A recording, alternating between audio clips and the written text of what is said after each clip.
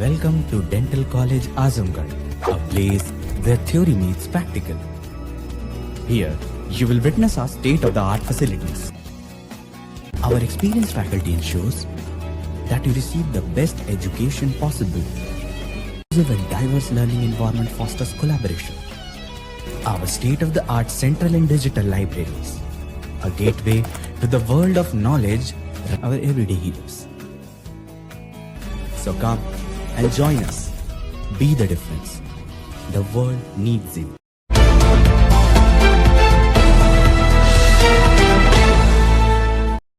खबर यूपी के आजमगढ़ से है, जहां दीवानी बार एसोसिएशन और डिस्ट्रिक्ट बार एसोसिएशन के बैनर तले अधिवक्ताओं ने अधिवक्ता प्रोटेक्शन एक्ट और अन्य मांगों को लेकर सड़कों पर उतरकर विरोध प्रदर्शन किया। अधिवक्ताओं ने पैदल मार्च करते हुए डीएम आजमगढ़ के कार्यालय पर पहुंचे और डीएम के माध्यम से उत्तर प्रदेश के मुख्यमंत्री को ज्ञापन भेजा। अधिवक्ताओं के विरोध प्रदर्शन को देखते हुए भारी संख्या में पुलिस बल तैनात किया गया था। अधिवक्ताओं ने अपनी मांगों के समर्थन में जमकर नारेबाजी की।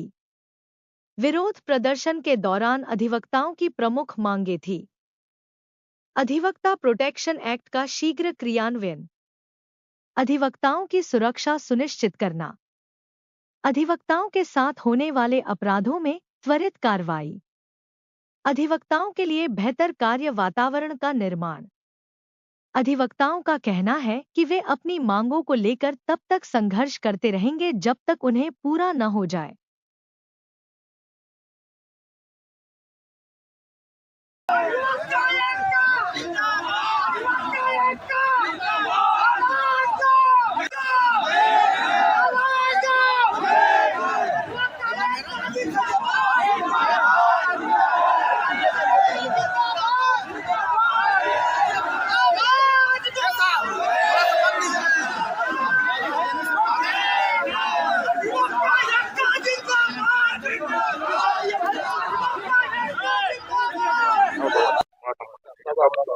जनपद मेरठ में 18 तारीख को एक महासम्मेलन हुआ था अधिवक्ताओं के मान सम्मान और हित और सुविधाओं के लिए।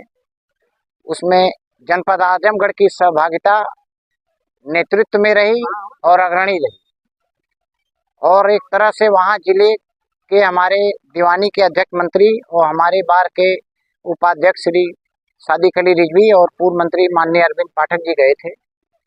वहां जो एक 23 सूत्री मांग आई है, उसमें अधिवक्ताओं की मान सम्मान प्रोफेशन सारी समस्याओं को इंगित कर दिया गया है और उसी को हमने पुष्ट किया है और माननीय जिलाधिकारी के माध्यम से यहाँ दिया गया है शासन में।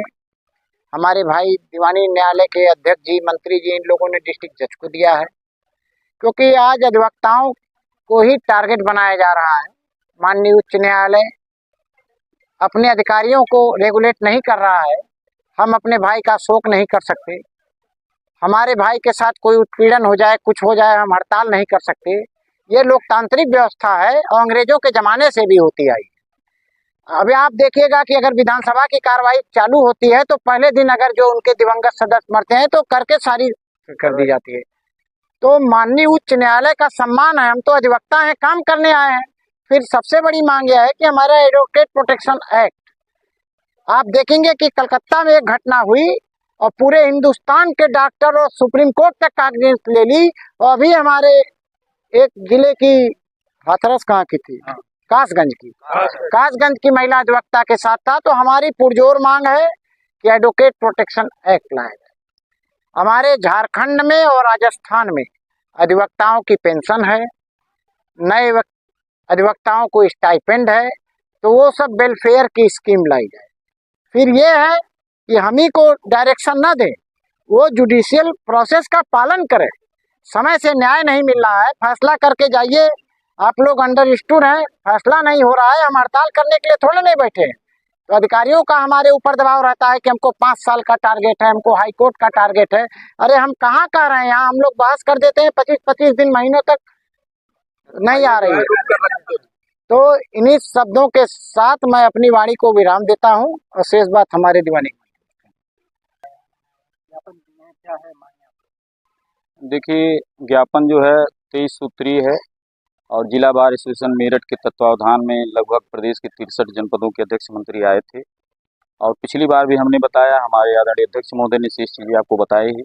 ये बिल्कुल सत्य है कि आज की डेट में प्रदेश की समस्त अधिवक्ता समाज, चाहे वो तहसील के हों, चाहे मुख्यालय स्तर पे हों, वाकई बहुत हैरान एवं परेशान है।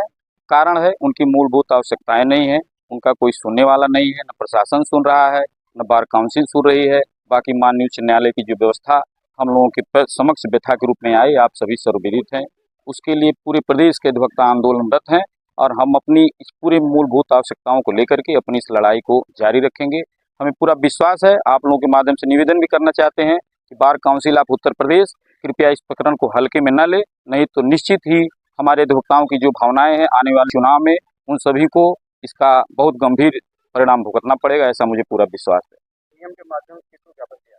माननीय मुख्यमंत्री महोदय को हम लोगों ने 23 सूत्री मांग अपना प्रदान किया है, जिसमें अधिवक्ताओं की सभी मूलभूत आवश्यकताओं से संबंधित और समस्याओं से संबंधित मांग और मेरठ का जो प्रस्ताव हम लोगों का है उसको अक्षर से दीवानी न्यायालय विभाषक संघ और हमारे जिला बार संघ सब लोग उसका समर्थन करते हैं।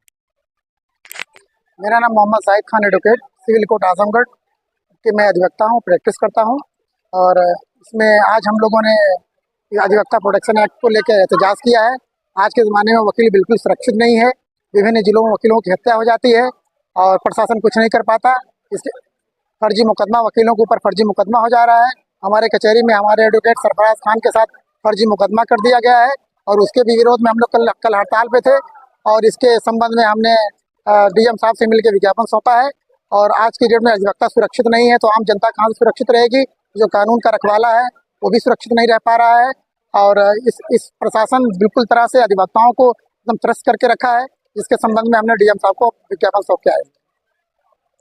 मेरा नाम जफर खान है, मैं दीवानी कचहरी में प्रैक्टिस करता हूं और आज जो है अधिवक्ता प्रोटेक्शन के लिए जो है हम लोग हड़ताल किए थे, क्योंकि हमारे आजमगढ़ में ये एक सरफराज एडवोकेट साहब हैं, इनके ऊपर 2018 की घटना को दिखा करके 2020 में दर्ज कराया गया फर्जी तरीके से और फिर अभी जो है एफआईआर हो गई, जिसका नंबर कितना नंबर है 480/2024 दर्ज किया गया। इस तरह से अधिवक्ताओं को हरासमेंट किया जाता है, पेपर में आता है, यूट्यूब में आता है और हर जगह ये आता है, जिससे इनकी बेइज्जती, इनके परिवार की बेइज्जती, हर तरीके से बेइज्जत किया गया और पूरी तरह से फर्जी था। और 3:30 बजे रात को इनके घर का दरवाजा तोड़ करके हल करके इनके पिता को उठा लाया गया और 6:30 बजे एफआईआर दर्ज की गई। 8:30 बजे दूसरी जगह से उनको दिखाया गया कि ये जो है वहां से गिरफ्तार किए गए हैं। इस तरह से यहाँ की जो है पुलिस प्रशासन और यहाँ के लोग जो प्रशासन में हैं, इस तरह से अधिवक्ताओं को हरासमेंट और उनकी बेइज्जती करते हैं। एसपी साहब को दरखास्त दे करके आए हैं कि साहब देखिए ये फर्जी हुआ है, जिसने एफआईआर किया है उसके खिलाफ 8 मुकदमे हैं, उन्होंने उसके पैर में गोली भी लगी है, हिस्ट्री सीटर भी है वो, उसके बावजूद भी वो जा करके दरखास्त देता है पकड़ बना करके और तत्काल एफआईआर दर्ज हो जाती है फर्जी तरीके से। अब अधिवक्ता को डर महसूस हो रही है, वो कहीं भी जा रहा है उसको डर महसूस हो रही है, कहीं जाएंगे मार जाएंगे और इस तरह से एफआईआर दर्ज हो जाती है, जिससे हर अधिवक्ता जो है समाज जो है डरा हुआ है। उसी के लिए ये प्रोटेक्शन मांग रहे हैं। हम लोग चाह रहे हैं कि हम लोग को अधिवक्ता प्रोटेक्शन मिले और सरफराज का जो फर्जी मुकदमा दर्ज हुआ है वो जो है उसमें स्पंज हो जाए, उसकी जांच की जाए और उसको स्पंज किया जाए। मेरा नाम जयवीर यादव है, मैं सिविल कोर्ट में अधिवक्ता हूँ, समाजवादी अधिवक्ता सभा का अध्यक्ष हूँ।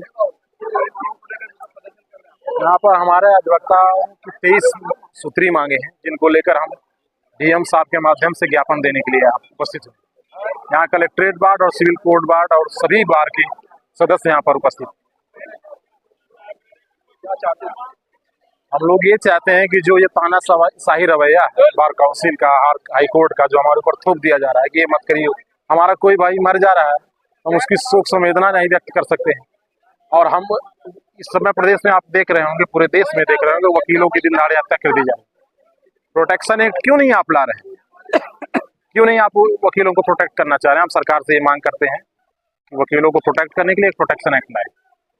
मैं ब्रिजलाल यादव, दीवानी कचहरी आजमगढ़, से सहमंत्री पद के प्रत्याशी। ये विरोध हम लोगों को 23 सूत्री मांगों को लेके है। अधिवक्ता प्रोटेक्शन एक्ट जिसमें हम लोगों की अहम भूमिका है। हम लोगों की 23 सूत्री मांगे हैं। मुख्य मांग उसमें